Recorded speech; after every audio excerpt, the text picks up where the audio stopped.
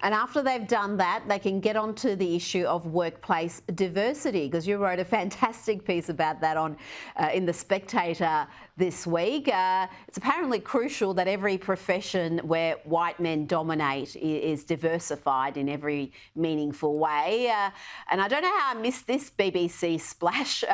They've revealed train drivers are overwhelmingly in the UK white, male and middle-aged. Goodness me. And that just won't do, Douglas, will it? There needs to be change immediately. It's completely shocking, Rita. You and I know that women dream of the thrill of becoming train drivers. They just thrill to the romance of the rail network, and so many, almost all women I know, desperately want to drive trains. And nobody will be free until 50% of people driving trains are women. And the other oddity of this, of course, is not just, it's the banality of the observation of the BBC's.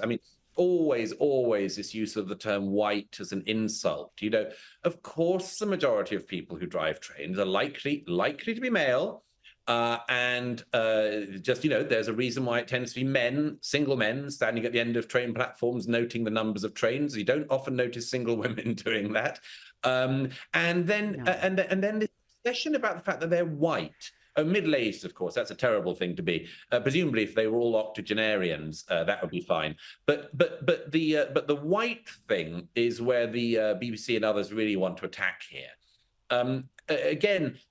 Britain is an overwhelmingly white majority country.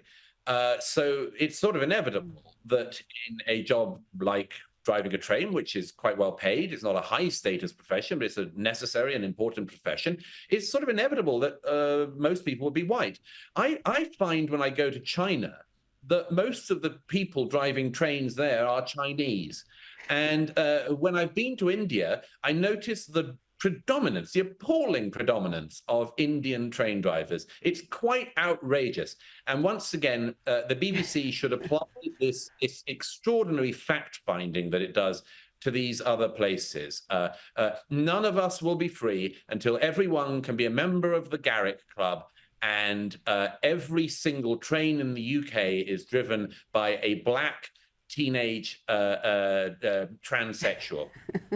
Clearly, that's the only way to solve the problem, Rita. You and I know it. It's systemic bigotry, and it must stop. And we can start with the Garrick, but we've got to move on to the mosques and then the trains and everything else.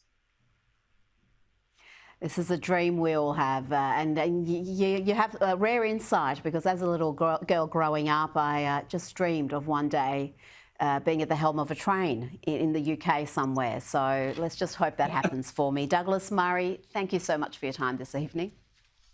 Great pleasure. Thank you.